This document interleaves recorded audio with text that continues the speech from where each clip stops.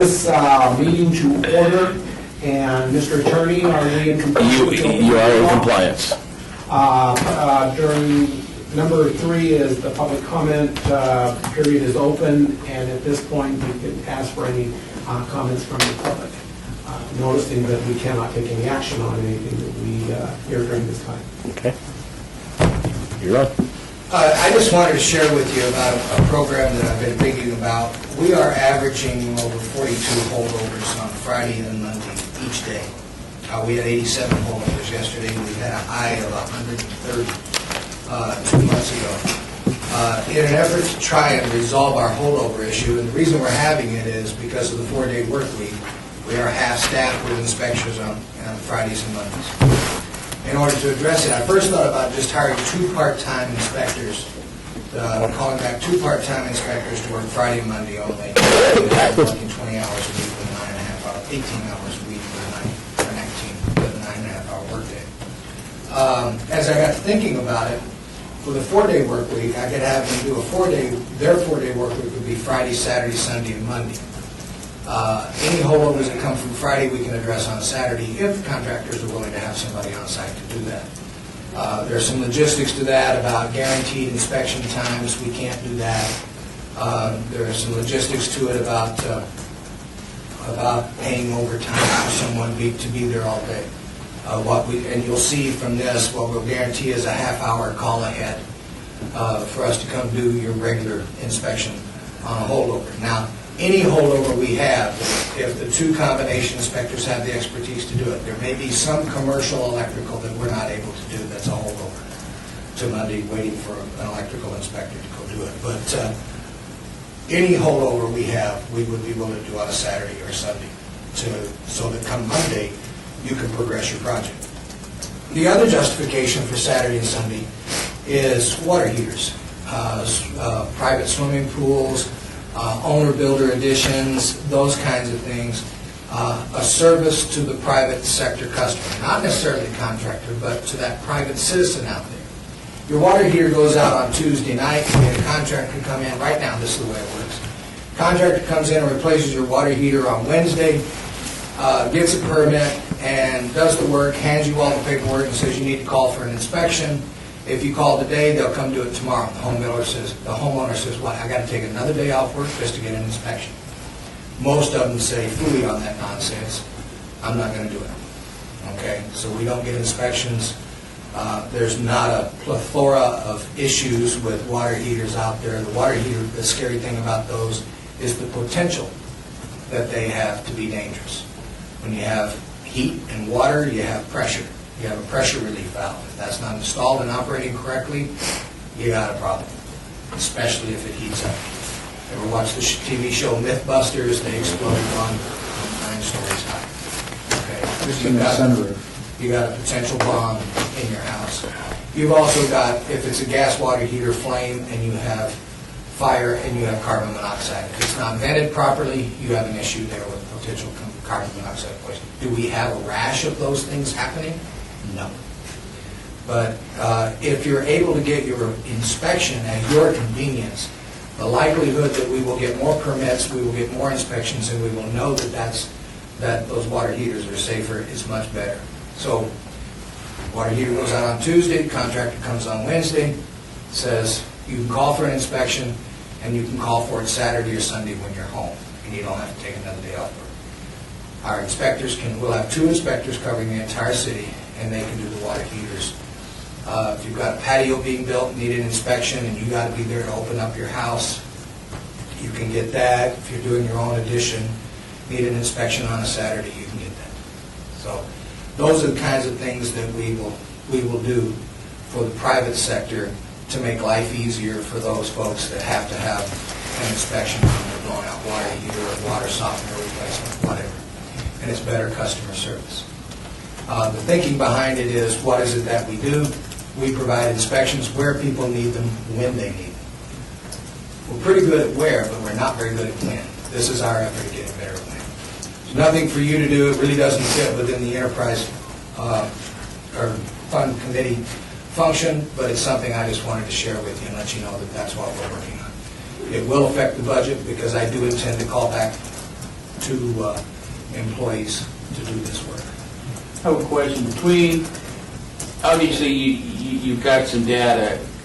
What percentage of those holdovers are residential, builder, owner versus That I don't know. contractor? That's the data that I'll be looking at Okay. as I move forward. I I think- haven't implemented this Right. yet, and I need to look at that data. And then the second thing I have is, I'm not quite clear, I'm a contractor, on Thursday, I call in for inspection on Friday. At what point on Friday do I know that that's going to be a holdover? And does it then become a holdover till Monday? Or is it called a holdover for Friday? That's been a big question because our dispatchers don't work on Fridays, and we do inspections on Friday. And if it's a holdover from Friday, it's typically become a holdover on Monday. The intent is to have it, if you want the inspection on Saturday and one of the things, I had this discussion with my directors panel last night, and there is standing direction for every inspector. If you are holding someone over, you call them and tell them that they're being held over. You have a phone conversation and say, I'm not going to make it to your job site today. That's not happening as much as it should have, and we will have a very serious conversation with our inspectors about that. The purpose of that is so you know, as the job site superintendent, that you're not going to get your inspection today. And you can have that conversation with the inspector. Typically, if we hold you over on a Friday, you become the priority on Monday. With this program, if I'm able to do this, and they call and say, we're going to hold you over, we can come tomorrow if you've got somebody available, give me a name and a number. The contractor side of it is, that I have said to the contractors and to the home builders, is we will come on Saturday and do that holdover, but you got to give me a phone number that when we call, somebody's going to answer. I'm not going to call you 5 to 6 times trying to get a hold of somebody to go do the phone. I'm going to call you once, they're going to answer, I'm going to tell you I'm going to be there in a half hour, we're going to go do it. If they don't answer, you get held to Monday. So how you would know, to answer your question, is through a call from the inspectors telling you that you're being held over. But I don't know whether that's going to be in the morning or It'll be in the 4 o'clock afternoon. in the afternoon. It'd be any time between 3 o'clock and 5 o'clock. Come 3 o'clock, if you've got 20 inspections left, you know you're not going to get all those done, so you better start making your phone calls. That's what we tell our inspectors. Are they good at it? They're not as good as they should be, but they will get better. But according to this, you're telling me that if that occurs and I say, I'll have somebody here, you give me 30 minutes notice, that window is any time from 7 till 4 on Saturday. Regular working hours on Okay. Saturday. And it's a no fee, And it's a no. other than a fee for the contractor if he has to pay a super to come there. Yeah. In your absence, we were just talking about this. Well, I'm sorry, I was over at the other building. We can, Realize it had changed. and we were doing this under public comment, and I can bring you up to speed Okay. on this item afterwards. So just to call the order. We did all that. Yeah, we did that. Okay. Yep. All right. Sorry for being late. Okay, the public comment. So We did that. Public comment for possible action to approve the final minutes of the regular meeting of February 24th. Excuse me, can I just make I'm Vicki Skilbread with the city clerk's office, and if I could just tag on to the public comment for just a minute, I want to bring you up to speed on why we're having the meetings here in our conference room. One of the fundamental service review processes was that the city clerk's office would take over the actual meeting support of boards. Your point of contact will still be building and safety, but we'll take over the actual creation of the agenda. We're going to put it into an automated system. That's going to let us put an audio recording of your meeting out within 24 working hours of when the meeting is. It'll be online, just as it is for city council. We'll be able to turn around your minutes a little quicker, only because this is what we're focused on. This is what we do. It's going to increase compliance with the open meeting law. So there's a little bit of inconvenience, I'm sorry, about changing the When did this location. change? Just in the past couple of days, this location? We're phasing in, for want of a better word, acquisition of all the boards. So there are 15 boards. The city clerk's office will be taking responsibility for those agendas and meeting packets and whatnot. There's a lot of technological advantages. Any backup that you might have on your meetings will now be available to you online, just like they are for city council 4 working days out.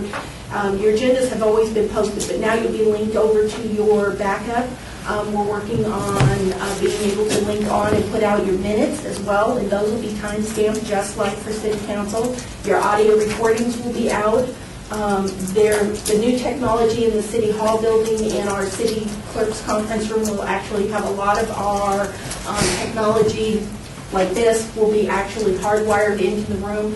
But in order to support 15 more boards, we need to have a central location. Yeah, we can't, for instance, there are days when we have 2 or 3 boards, and we can't be going here for this one, and here for this one, and here for this one, and packing up the equipment. So it was sort of a compromise, and you guys kind of might be a little inconvenienced about that. I hope not too much.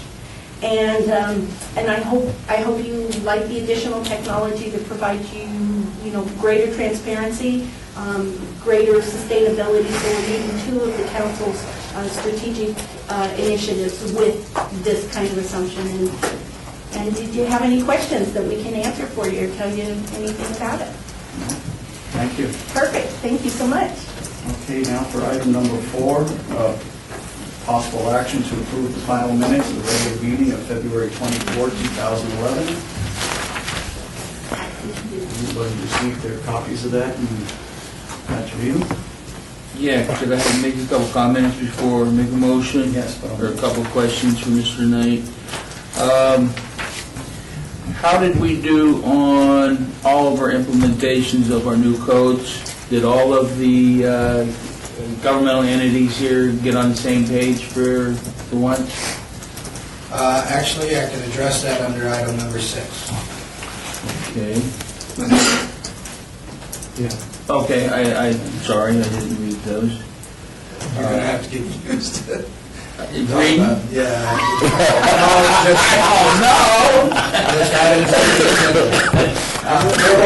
There won't be another item like the 7th thing on this again for me. Okay. Okay, could I have a motion for item number 4? So, Did you have others? no, I think that was the main one. So move. Second, I got a first, I got a second. All those in favor say aye. Aye. Opposed? None. Item number 5. And I've been asked by the department to just make one more quick comment, and your motion reminded me of another one. The city usually, the city does use Robert's rules for small boards, which does not require a second. So we're kind of moving all the boards, just like the city council only makes a motion and then it's voted upon. So you won't need to make seconds anymore. Okay. I guess that depends on what their bylaws say. I don't know what the creating document for this group says, and I don't know if their bylaws may say differently, I'm I'll not sure. look when I go to the meeting, but so far we haven't found any Okay. where there's an exception requiring. Well, listen, That's just. But we could caution. Let's just go with a second for today, and then she can check. Because we can vote on how we want to do it anyway, can't we? I always like to It depends on how sometimes the creating ordinance or the creating resolution, or however you were created, sometimes tells you what rules Okay. govern. Well, I'll So- refer to that, so but let's I'd do like that. to know for Then sure. I would take it then, if a motion's going to be made, what we would do at that point, and if we don't do a second, Right. motion's made and then go to discussion. Right. You can do This that. way, there might be somebody that can might do not that. want to vote on Yeah. it just yet and get. And the council normally will just, after the applicants made it, like when Chris made his presentation, then you could discuss, and then the motion, and then the vote. Okay. But we can figure it out once we figure that part out. Because it may take a tweak in the software. And then the other thing I've been bringing to your attention is that in the future, you'll be receiving your minutes as soon as they're prepared in draft by the city clerk's office. They'll be emailed to you if that's acceptable. And that'll give you a chance to make your comments so that what we bring to the meeting is ready for approval. And we won't actually bring hard copy minutes to the meeting. They'll be approved by reference in the future. That way they don't have to be part of the last meeting and then duplicate the paper again as backup in the next meeting. So that kind of, again, sustainability, it reduces a little bit of the paper carbon footprint. All right, thank you. Mr. Yes. Chairman, since I made that motion and got voted, could I have a little discussion on some of the minutes? A couple questions that he asked me and I overlooked. How are we doing on the plan check? that's always very important to us out in the industry in terms of timelines. We're at 6 days out right now. 6 days on complicated issues, 6 days on... 6 days on all of them. Average is 6-day review on everything. On everything. Do we, Some may take a little longer than others, but it's an average of 6 days. for MP&E and architectural and structural included? Just, that's building and safety alone. That does not include planning, fire, public works, traffic, civil, does not include those. That's for building and safety. The functions funded by the enterprise fund are an average of 6 days. Okay, and maybe you can or cannot address that, but how, that you control, you control planning though, don't you? Now, Okay, so I guess what I'm asking is, how are we doing on an overall queue from the time I bring in a tenant improvement, or B, an out-of-the-ground, and assuming that I don't have back-check comments, are we 30 days, are we 60? no, you're 2 weeks at most. Okay. And fire, you now control fire? Still haven't gotten them? But that's not public works, though. That's No, 2 weeks, that's they're fine. back there in 6 months. Yeah, Yeah. How's fire doing? I do not know. They'll tell you they do everything. I know, but I mean, if I come in there and I got a complaint because I can't get something out of fire, most people will come and complain to you rather than fire because they can't get any. So I'm asking, are you seeing, I haven't gotten any complaints on fire lately. okay? I assume they're doing Well, good. it's not to their level. That's why fire moves better. Oh, that was my go-to guy. So you're the one that knows everything then. Okay. I'm sorry if I appear antagonistic. No, those are good answers. I did not garner any Okay. and taken this. All right, well, we have, the minutes have been put to bed now, and then we're, number 5, the report from the Department of Building and Safety regarding fee implementations. Okay, I have 2 handouts for you.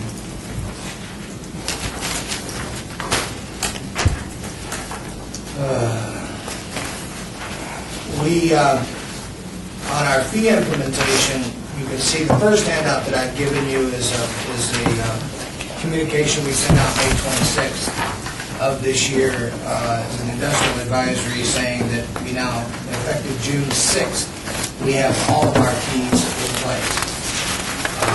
If you remember the last Enterprise Fund Committee, we talked about that we had the miscellaneous fees in place, but the bulk of the fees, the major fees, were not in place. Those, we did not complete our testing, we did not complete all the work we needed to do in time to get those fees in place for the fiscal year 2010.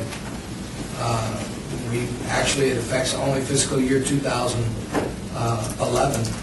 And the second handout that I have given you is a little study we did because under our budget, you will see when we get to the budget that we actually made money in fiscal year 2010. And my question was it as a result of the fees? Because I figured that would be the number one question the Enterprise Fund Committee would want answered as well.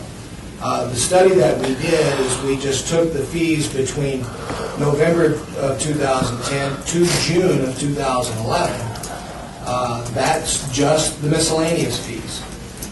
And what we found between the old fee schedule, which is the cost-based fee schedule, the valuation fee schedule, and the new fee schedule, which is the cost-based, we found differences in there, and overall, there were percentage increases, and we did make about $423,000 under the new fee schedule that we would not have made under the old fee schedule. That does not, when we look at the budget, we'll show that to you. I can't say that it was that we made money 100% because of the increase in fees.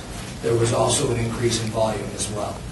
So it was about a 50-50 split between the increase in fees and the increase in volume, that our revenues went up by $1 million.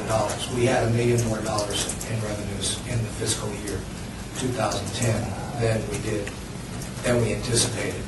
But we only got about $423,658 from the fees themselves. So we have implemented all of our fees. The fee schedule is implemented, is working. We have, on occasion, I would say, given the number of, and it's an intuitive guess on my part, but given the number of permits that we issue, only about 2 to 3% do we get complaints about the scale of our fees. We're not getting a lot of complaints.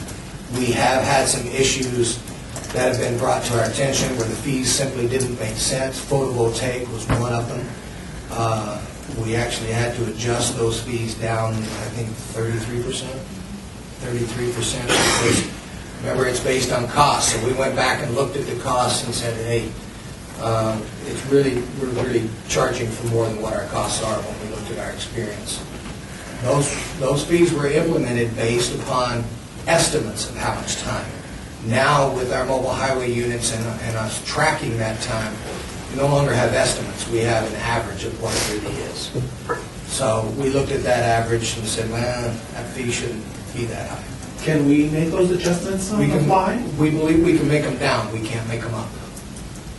You know, I'm not going to complain about that. I Yeah. just, It only goes one way. It's a one-way street. How are the sign people and the masons taking the walls and fence? You see, that's a... We actually have an issue with some block wall construction that the fees seemed high that we're looking at right now. We don't have a conclusion to that. We had one instance now. One instance has come up since June on a fee for block wall construction, but we're taking a look at it. Each time we have these instances, we're taking a look at it to make sure that our fees are equitable.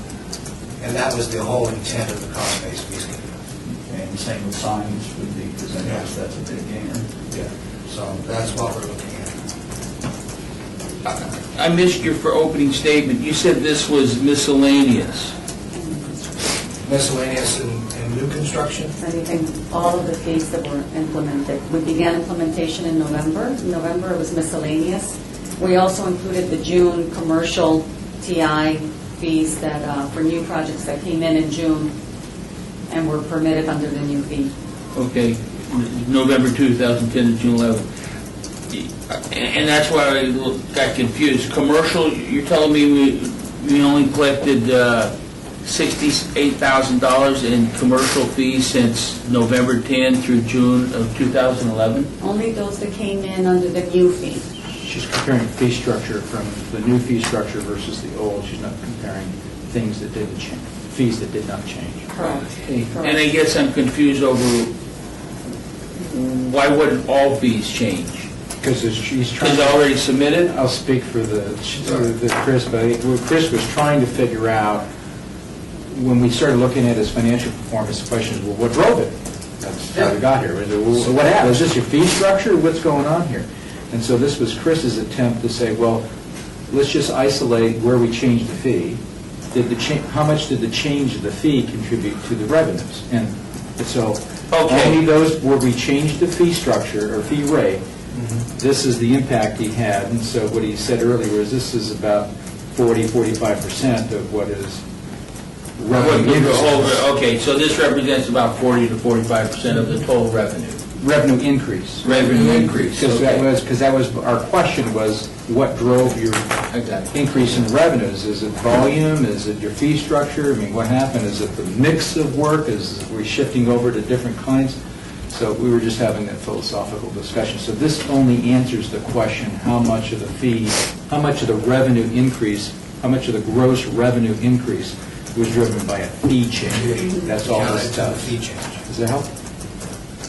I believe so. Maybe not. Because that... Mr. Charchis is biting his finger. That will take me to a discussion that Mr. Chachas will want to have under the budget, because there's more to come. Yeah, there's more on one. But this is the fee implementation.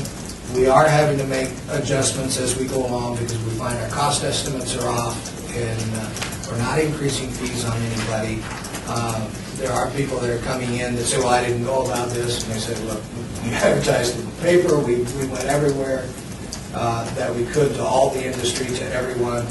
How you couldn't know about it is, if you were plugged in at all to the trades industry, is a mystery to us. But, and the biggest thing is how late we were in getting the bulk of the new construction fees, that is our work, actually implemented. That did not happen until June 6th. So for us to do an analysis of whether or not we need to increase our fees again in 2011, which was part of the ordinance that was adopted, that this committee had a great deal of discussion about, that question has yet to be answered. And we are going to wait until January to give us at least a half a year of full fees to see what that impact is.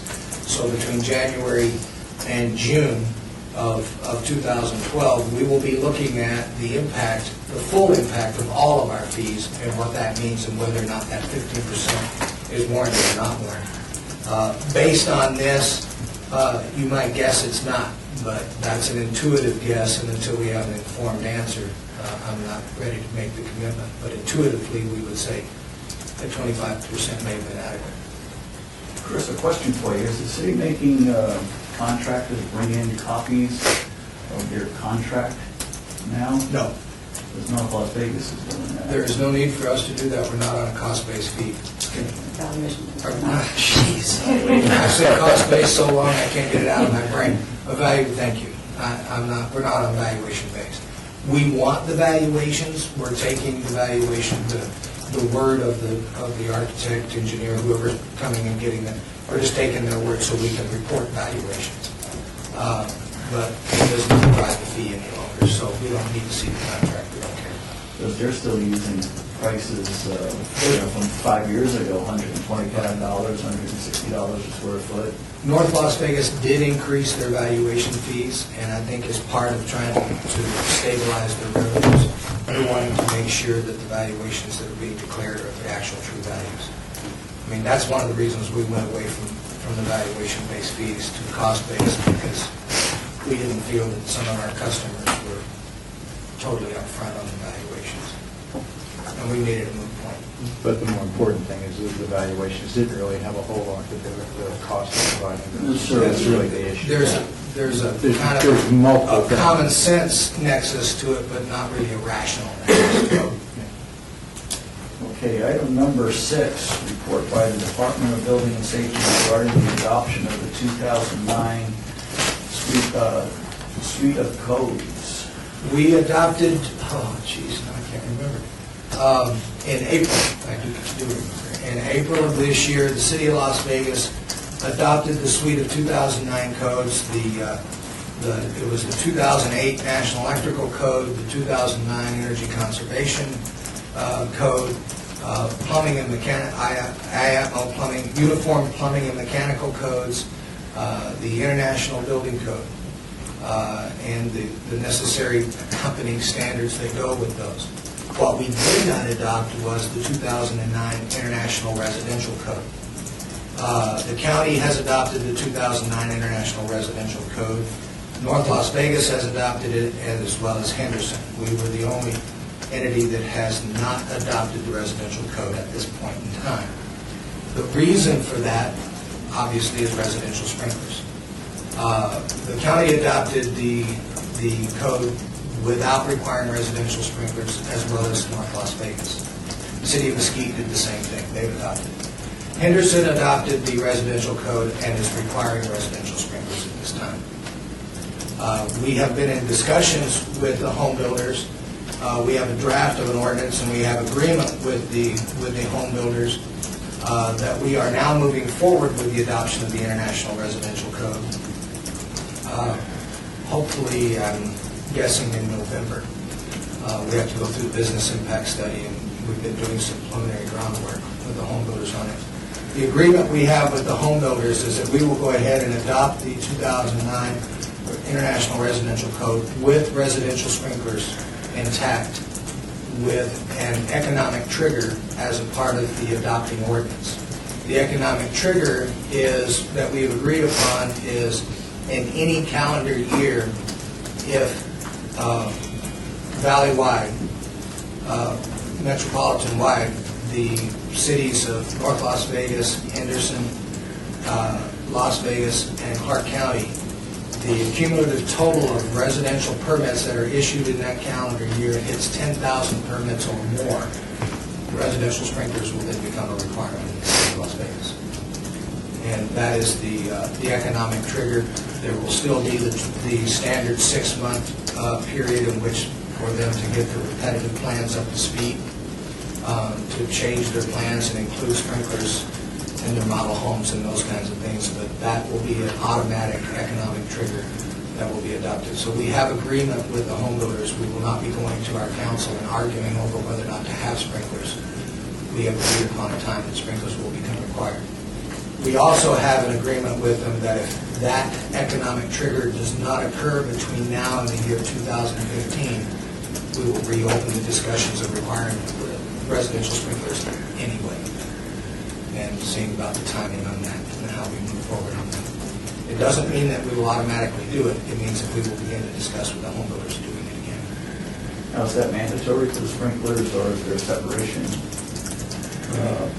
with fire sprinklers on residential? Say if we have a 3,500, 4,000 square foot house on a 2-acre property, we'd still need to put fire sprinklers in? If you're over 5,000 square feet, right now, Over 5,000, that's why I said 5,000 square feet, you need 3,500. residential sprinklers. If you're under 5,000 square feet, right now, you are not required to put in residential sprinklers. Okay, and that will even, if we hit the economic trigger, that still wouldn't, the 5,000 square feet is the magic number? Nope. When we hit the economic trigger, every Every house. permit issued after that point will require residential sprinklers. Yes, sir. What percentage of cities our size are requiring sprinkler systems in residential? I mean, I understand the safety issue, but I mean, we're at the meltdown center, and that's got to have an impact on the cost of a house. What the impact of that's been the whole crux of the discussion.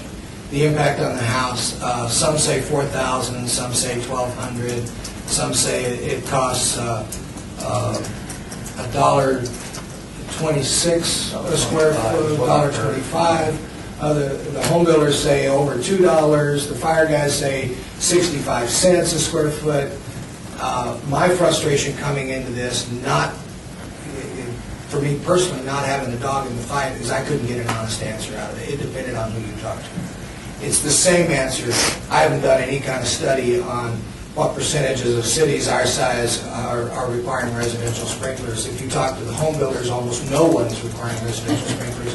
If you talk to the fire guys, everyone is requiring residential sprinklers. It depends upon which side of this very polarized discussion you're on, and what part of the dog, of which dog you have in the fight. And it's not to say that they're all disingenuous, they're genuine in their beliefs. It's just you can't get anybody to agree as to what it really is. Which is why I think it's a major coup for the city of Las Vegas to be adopting an ordinance with an economic trigger with agreement with the Southern Nevada home builders that this is what we will do. Very few others. The city of Henderson just said, we don't care what the home builders want to do. We're adopting sprinklers, and they made a motion and did it without any discussion. Others said, well, we're just not going to do it. Similar to your comments, Mr. Potter, that it's in hard economic times and it's the wrong thing to do. I think our fire chief in discussion with the home builders said, I understand the economic times. That was really my position. Understand the economic times. But there has to come a time when we start requiring sprinklers. You can't not do that and not make homes safer.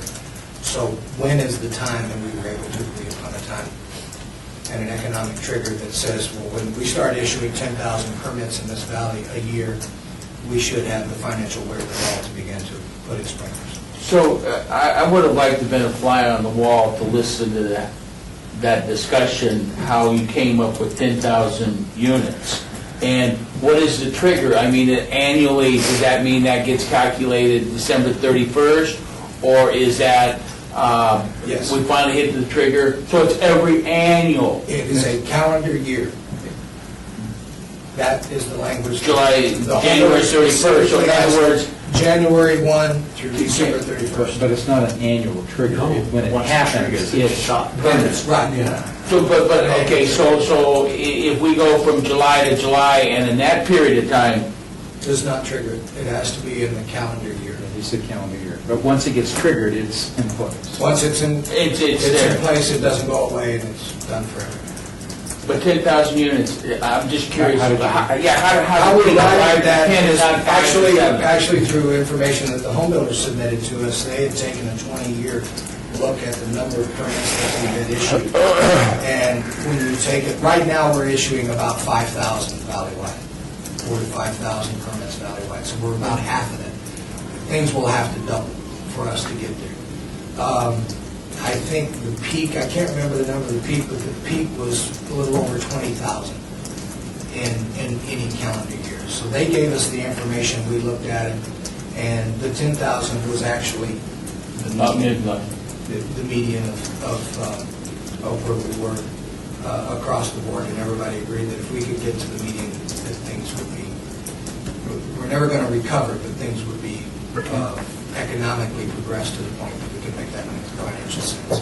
Mr. Chairman, if I can put Mr. Knight on the spot, but one of the other interesting aspects about this, which I don't know that we've resolved, or if we haven't, or it's something we revisit, and that is the inspection of this process is probably, would be a worthy.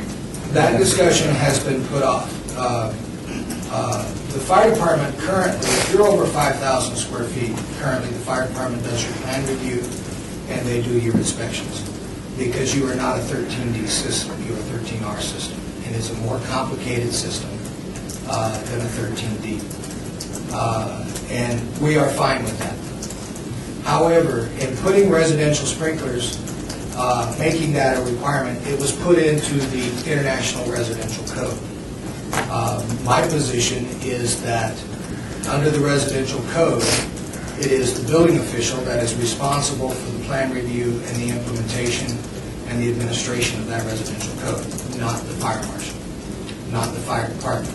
So it is in my code, and it is a 13D system, which is a very simple system that becomes a part of the potable water system. 13, that was one of my questions. Yeah. Potable system? It's part of the potable water Its own system. service coming in. And from my viewpoint, it just really begins to fall under plumbing requirements and is a much simpler system, is not complex to plan review. We already have plan reviewers who are certified.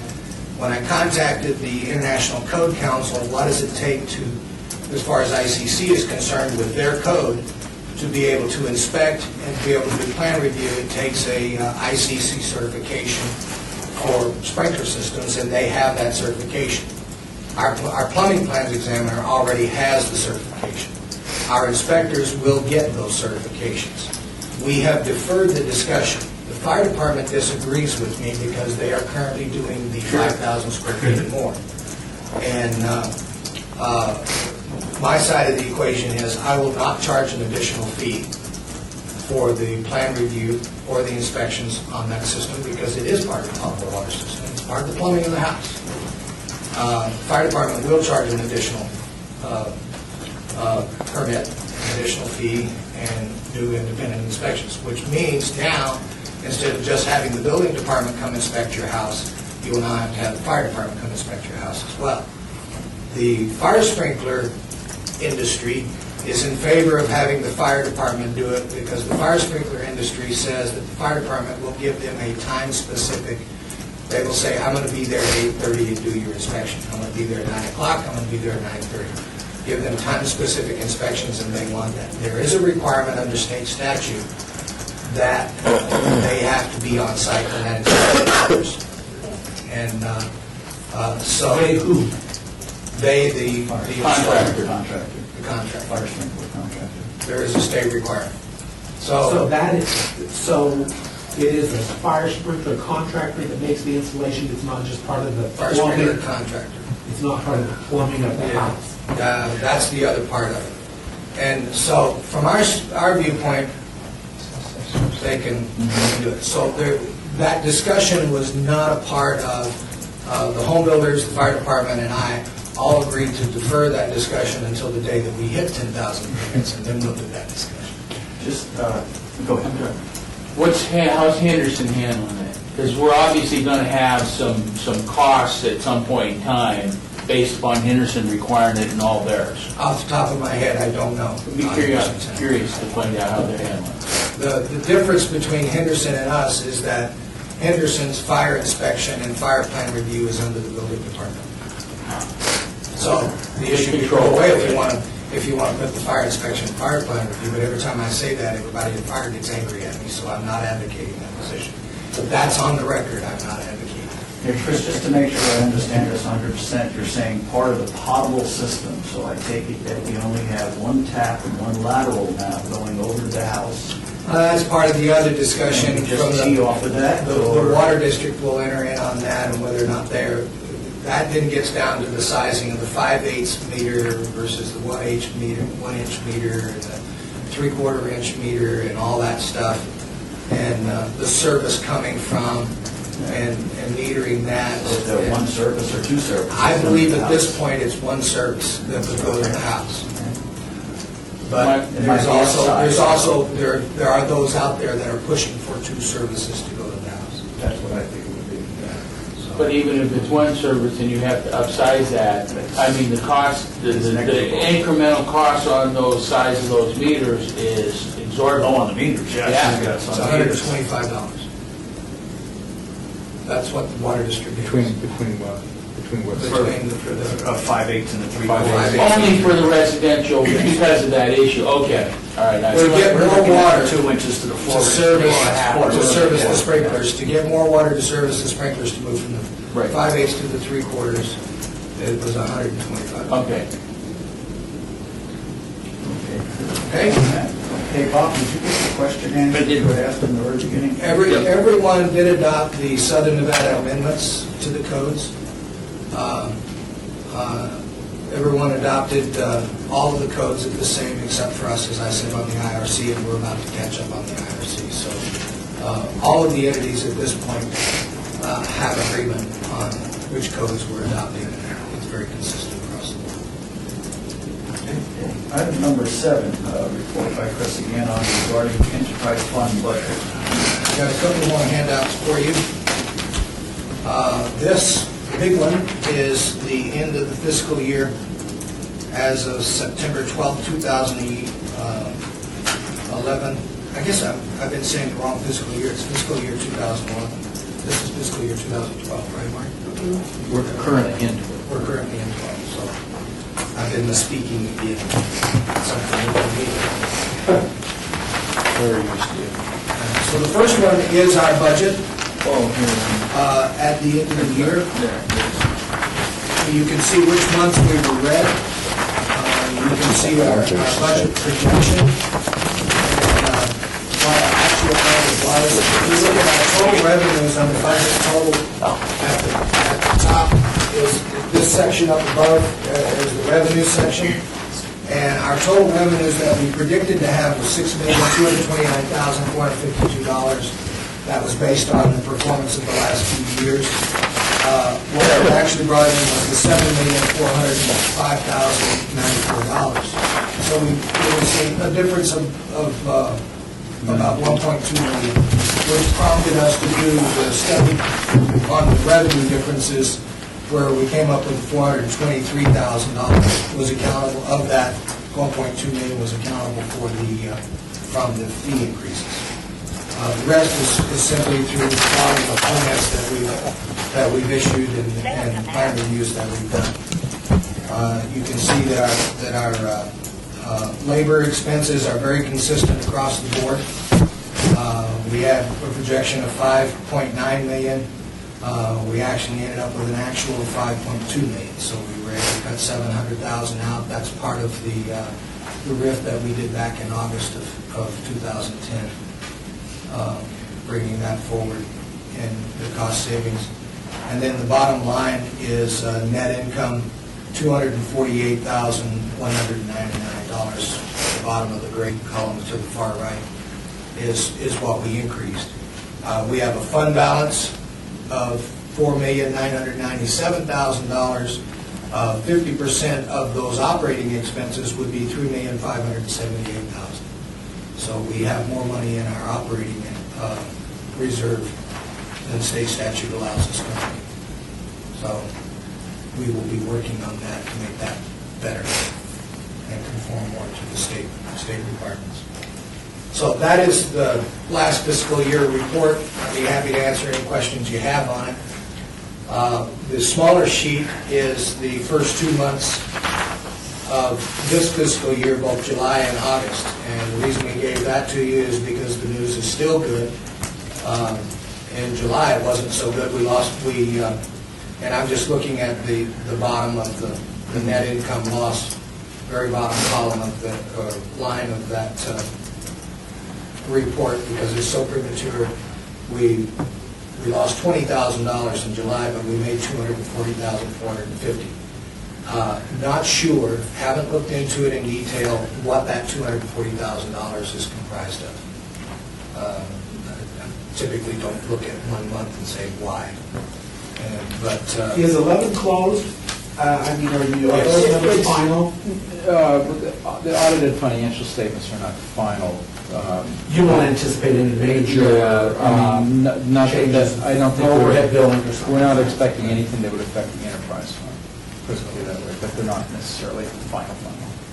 Let me, Mr. Chairman, if I can, just speak in Chris's point, which may not have been entirely obvious, but when we talked about, the holdover issue that he's trying to deal with, and he mentioned, bringing some folks back from the RIF list, one of the things that Chris and I have talked about, and I know he's talked to his own staff about, is where are his performance metrics? Are we meeting the needs of your customers, and are the places where we should be staffing back up again? And that's when this discussion that Chris had earlier about the process of maybe having a different schedule that would allow him to deal with holdovers over the weekend. So those are some of the issues that we're looking at as well. And there also are some technical issues that he's dealing with his mobile workforce as well. there are two things that we have already done to address some performance issues. Mr. Potter was asking about timeframes. What we've done, one of the things that we have experienced is the wait times with our permit techs out front. I was getting a large number of complaints about I've been here for it took me 3 hours to come in, file my application, pay my fees, get my permit, whatever it was, to go to your permit techs and to get to your cashiers. And it was driving people crazy. We have called back one permit tech already, so there has been a callback already of one additional staff full-time employee, permit tech, to address that performance issue. We also have some issues with cashiering because we only had 2 cashiers. We proposed another full-time employee for a cashier, but we are doing some other things with cashiering the city is working as hard as we can to get online payment. I have asked for it for 3 years. Business licensing is coming over to the planning department probably in late November of this year. The city manager has received a lot of negative feedback on business licensing, that you can't pay for your business license online. The IT department has assured me that the solution that they come up with for business license that they are expected to come up with shortly, and you can define shortly however you want, but that they come up with shortly will apply directly to us to get online, and that's how I will get online payment. If in the next year I get online payment, our cashiering need is not as strong, because then it's just coming across with the internet. The other thing that we have done is we have placed credit card readers out front with our permit techs. The planning techs have credit card readers, the permit techs have credit card readers. So you come in and you're working with a permit tech, and you have to file an application, you have to pay a fee or something, and you are going to make payment by credit card, You do not have to go to the cashiers. You're sitting right there with a permit tech, you takes your credit card, swipes it, and the payment is made. So that has taken, we only get about 30% of our transactions being done by credit card. We think because we put those credit cards out with permit techs, that may increase, because it's a whole lot more convenient for folks to just do that and not have to go forward and stand in line and wait for the cashiers. So we have done some things that impact our cashiering, and knowing that, management then only approved 2 part-time employees for cashiering services. We're employing those cashiers in other areas of the enterprise fund as well for some of our record stuff and some other things, but we're making sure that we manage our cashiering time now as well. So we've done 2 major things for customer service with our front counter, with our permit techs calling one back and getting those 2 part-time cashiering folks to try and speed up our processes. And those will be impacts upon our budget as we go forward. So Is online payment a desire of the industry? Do they like that better than? I think anytime you can make it easier, it is. I guess my question is, you've got to go down there and process, and I don't want to get too far off base, but do we have any across-the-counter permit issuing occurring at this yes, time? we do. That's another improvement that we've made. When I took over the building department, when I took over the building department, we had 2 types of reviews. You could get a normal plan review, or you could pay the $600 an hour express plan review. Those are the only 2 reviews we had. We currently have what we call our over-the-counter review. That's at no additional charge, that if you're 3 plan sheets or less that are pertinent to your project, and 3 disciplines or less, we will look at your plan over the counter right there at no additional charge to you. And if your plan is satisfactory, we will issue the permit right there on the spot. We'll review it. The plan is satisfactory, we issue your permit. You walk in, an hour and a half later, you walk out with your permit. That's just a simple TI. Just a simple How do you even, 3 pages, I can't remember doing a simple TI with only 3 pages. By the time you ask for a cover sheet, a site plan, I'm just telling you, usually a site, Doesn't count. 3 pages is, anyway. I want some of their jobs. That's my way. I'd like to, but at the risk of sounding flippant, that's something you'll have to go hustle yourself. Okay. But so that's one review we have. The other one is we call an expedited review that is not $600 an hour, it's $200 an hour. And that is if you're 4,000 square feet or less, even though you're all of the disciplines, we will, and then there's some other standards in there. Dennis Moyer is here and can answer those questions, but you can also get an expedited plan review that will get you your first review at $200 an hour instead of $300. But we take that instead of $600. We take that in and get that done. What is it? A 2-day turnaround? 3-day turnaround. We do a 3-day turnaround expedited for you at $200 an hour. And that's just to 4,000. We're flexible on the 4,000. We want to look at it and see what the scope is. If the scope is still, for lack of a better term, mild enough, even though you might be 4,300 square feet, 4,300, we can still do it. There's some flexibility there, provided the job is not that complex. So we look at that, and what we're trying to do is recognize the market that we have. Dennis and I have heard this so much, it's not funny, but our market has drastically changed. We do not get big jobs in our department anymore. We get smaller jobs. So what we've tried to do is we've tried to adjust our plan reviews to our market, to the size of job that we've got, and make it easier and faster for them, for those smaller jobs to get done and get out. It didn't make sense to me, and I haven't had that complaint since we started this program. But I had people calling me saying, I got a floor sink, and the floor sink's been in there 10 days. And I would go and look and say, has this plan been here for 10 days? Yeah, it's waiting on these other 20 items that came in ahead of them. They're in line, you know? You have to understand, we can't review everybody's plan all at the same time. You have to get in line and wait for us to get to you. And it didn't make sense that a forcing waited on a major remodel of something, or a new casino coming in, or whatever it was. A major job, that forcing, we ought to be able to grab that, get it done, and get it out the door. That's why we did the over-counter process. Yeah, I mean, that would be a To weed perfect those, example. to weed those small Like a ones water out. heater. Yeah. Identical. Water heater, you don't have to have plans. That's the online payment thing. It is my professional and personal belief that to get a water heater permit, you should not have to ever step foot in the building and safety department. You should be able to get that online, pay for it online, and get that permit over the internet and do it. Now, we will let you call in. We have the IVR that you can make over the phone payments to us now for those things. But what I'm after is on the internet. If you can almost buy a house and you can for sure buy a car over the internet, I see no reason that you couldn't get a building permit over the internet as well.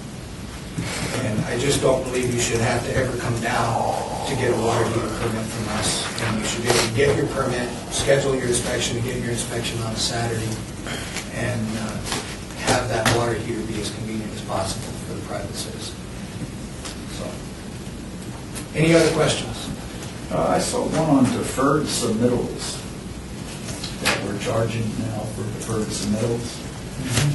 And wouldn't that be, for the most part, when we get our permit, that deferred submittal, whether it be Bar Joyce or already in the building permit, fees that we paid, now we're coming back with the actual submittal and paying If you, again. and I'll let Yolanda address that more, but from my viewpoint as the building official, if you were to submit that with your plan, yes, that should be part of your plan review. I understand your point, but what you're now doing is you're now segregating out time. You're now stepping in front and behind people, and that becomes a separate review in and of itself on a deferred submittal. A deferred submittal is basically a convenience for the designer, for the builder, for the contractor to let you get started with your project, get under construction of your project, defer a submittal that you can finish up while you're under construction. But now coming in and interrupting the workflow for that deferred submittal costs us money and time. And that should be paid for as such, and that's why we're requiring it. We've always charged for deferred submittals. It used to be $100 and now it's $225. And it's usually, it's related to items that were not in the original plan and the structural review. Yeah, I mean, I imagine just about every commercial job that's of any size has barn They have deferred deferred submittals. submittals. I don't think I've ever done one. My problem with deferred submittals is they get lost in the mix. People start calling these for TCOs, and they have deferred submittals that are still outstanding that they've never taken care of, they've never managed. And we say, well, what are you going to do with this deferred submittal? We didn't even know that was there. It was. There's nothing we can do about it. Revisions and deferred submittals, when you get near an end of a project, along with the SI documents, are the three biggest killers to us being able to give you the C of O. And trust me, we want to give you that C of O. I don't want to visit your site any more than I have to. Just not that we don't like you or anything, but it costs us money to do that. Just for the record, those are the three biggest killers to close out a job with an owner, too. So we're in agreement. Okay, I think we have everything. Does anybody have anything they want to bring up prior to the citizens' participation? No? Would be, I'm sorry. identify the guests? Yeah, the reason these gentlemen and ladies are here is, one of the last things is under our budget, is our budget has changed. We know you guys deal with the enterprise fund. And previously, that was solely my focus, was enterprise fund. We have had a major reorganization in the city of Las Vegas. As a part of that reorganization, we picked up new budgetary items out of the general fund. We have picked up civil plan review, that is under the building department now, planning plan review, and code enforcement are under the building and safety department. As a part of that, I was able to acquire some help from a management standpoint. Previously, it was me, Yolanda, and Carrie, and I had no... And you were dragging them down. Thank you for being accurate. I was dragging it down. With the reorganization, I was able to pick up 3 manager positions. Probably will never have a deputy director position. Never say never, but it's not anticipated anytime in the foreseeable future. Dennis Moyer came over from civil plan review and is our manager over all of the plan review functions, both building, the front counter folks, permit techs, and the building plans examiners, civil plans examiners, and planning plans examiners. So if you have a problem with your plan review, don't call me anymore, call Dennis. Well, Dennis, do you see a streamlining happening now with the merger? Seeing as you're doing civil plan check now, that You'll be able to hear him. shorten that time frame so it can go ahead, if building can turn it out in 10 working days, and civil sometimes months. Our actual time that's in the system is very similar to building. It's 10 working days. It's a lot of times it's back with the developer or our engineer. But we're looking at shortening the time. I have a question. I'm sorry. Are there fees associated with the services now that are being provided in the department? Yes. And do the fees come to the department? They come to, I now have 2 different budgets in my department. I have the enterprise fund, which has not changed as a result of the reorganization. Those activities that were funded by the enterprise fund are still funded by the enterprise fund. Whose inspectors do the stuff? Well, depends upon what stuff. Where the money flows. The building inspectors still do all the building inspections. I have code enforcement inspectors, and I'll get to the, if you're going to ask about inspectors, I want to introduce Tom Hayes. Mr. Hayes was manager over the off-site inspection and testing, which is another one of the areas that was added to my department. That is a general fund function. So when you ask me which inspectors do this stuff, all of the off-site work is done as a general fund function. Yes, there are permits and fees that are associated with it. Those fees go straight into the general fund because it's the general fund that funds them. Doesn't go into the enterprise fund. And the inspections are paid for where? Out of the by the contractors, the people doing the work, and they're paid for.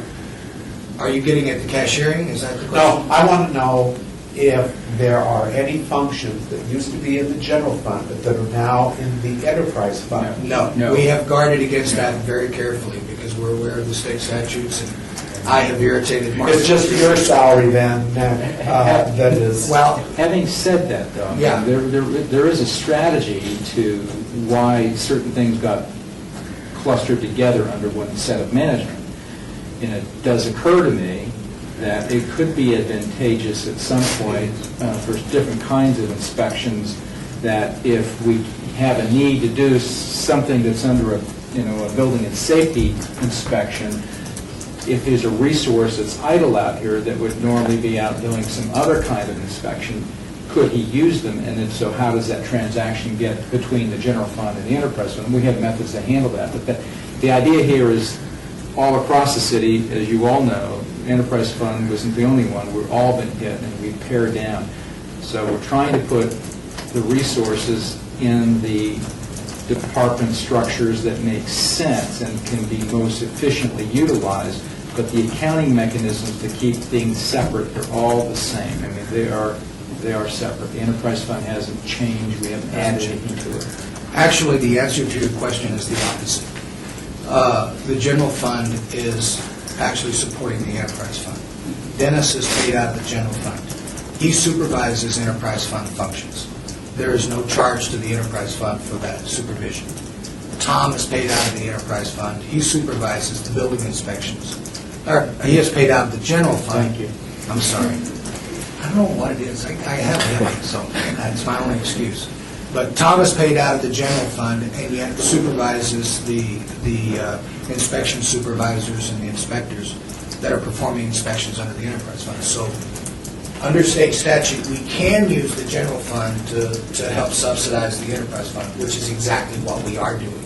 And that was one of the beauties of the reorganization, is I got the management help that I needed from the general fund. And it has cost the enterprise fund nothing for me to get that management help. Well, there's a legitimate way for the general fund to be Absolutely, absolutely. compensated for that, but I mean, We can do I that. would rather, just speaking for myself, I would rather just keep it clean, however we account for it along the way. Theoretically, the door could swing both ways. We do it, we are now, and have been for a long time, a job cost system. We've moved away years ago from the hire to perform, where you get hired and this is your function, you always charge you no matter what you do. Now, everybody in this room fills out a time card. We charge our time to a job. And we can easily track the work one way or another, and we can fill it back and forth based on a job. But right now, and again, I don't want to speak for Chris, but I think that part of the thought process here is we haven't moved into any significant discussion about where these charges should go legitimately over time, partly because this environment here is still unstable. There's still a lot going on here, and frankly, the reorg, even though we did it, seems like 9 months ago, is still settling, and there's still adjustments to be made. So we're trying not to overly jump into something, but we have all the mechanisms in place in that time card. You know exactly who's charging their time to what, for what job. Right?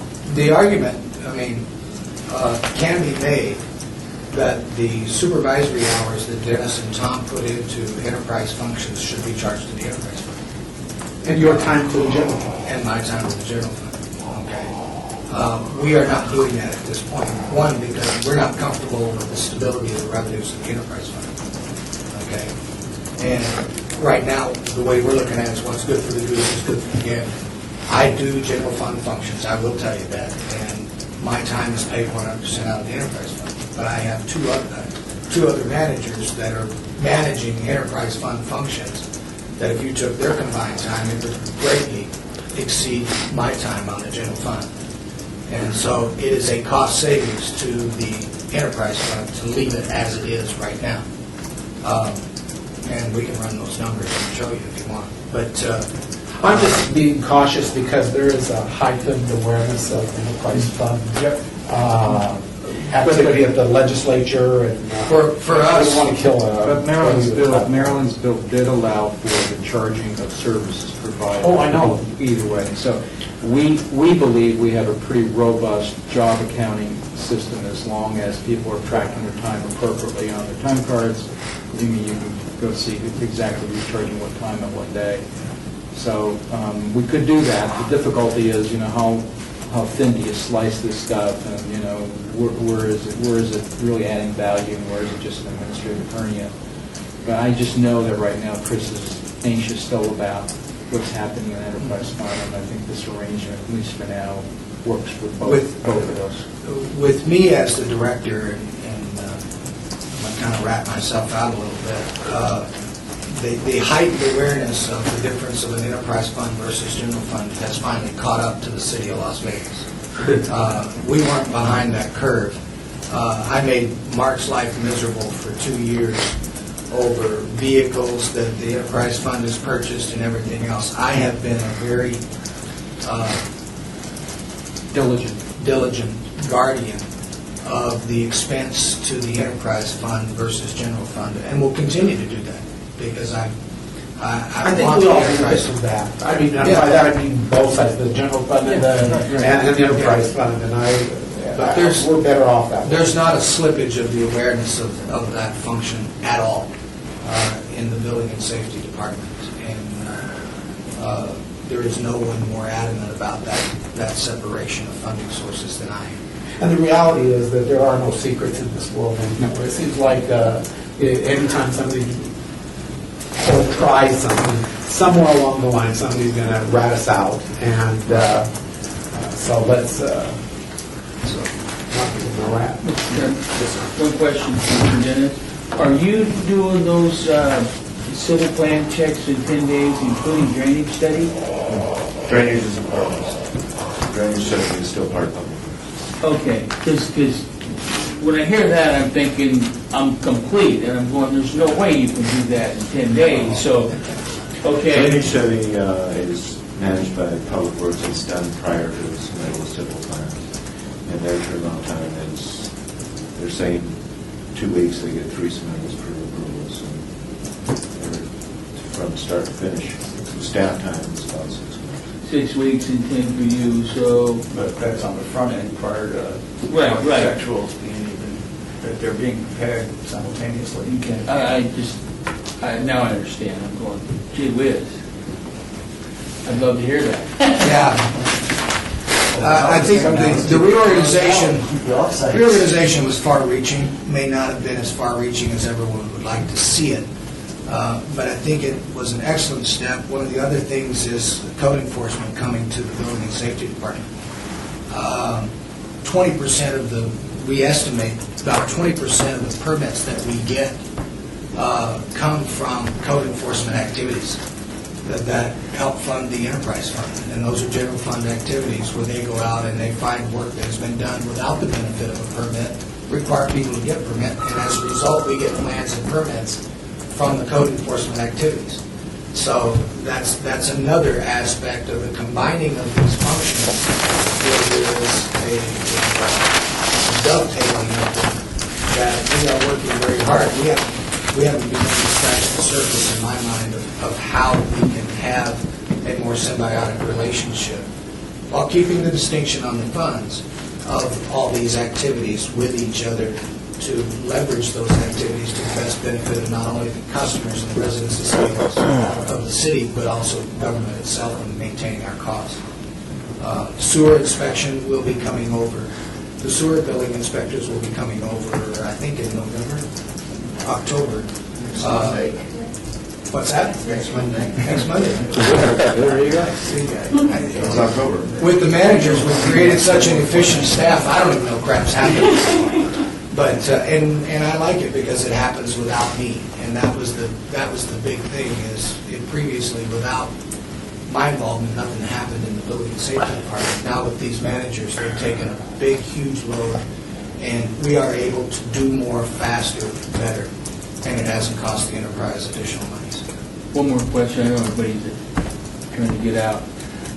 Notice of violations kind of comes off code enforcement, but and I don't know what you call it out there in the residential, but in the commercial, they call them notice of violations, at least that NOVs. How are we doing our NOVs on the commercial industry, casinos, et cetera?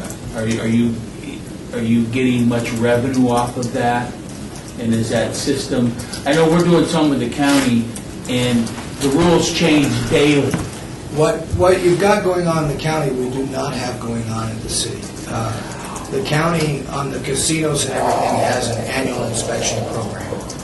I put that in my code for the 2009 code adoption.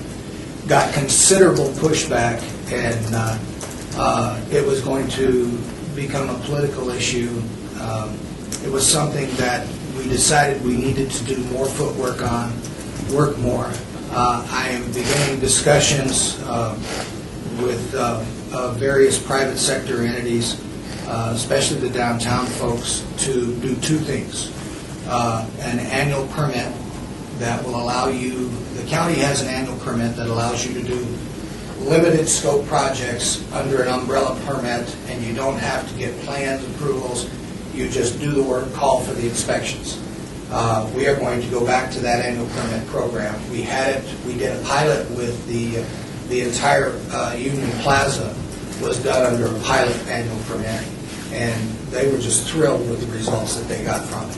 Some of the major restaurants and stuff they put in there, they did plans and they got permits for because it was beyond scope. But the remodeling that they did, most of that was within the scope of an annual facility permit. So we ran the pilot program with them. They were extremely pleased with it. We're going to do annual permits. Tied to that will be an annual inspection program. Like the residential sprinklers, though, there will be a timing factor with that.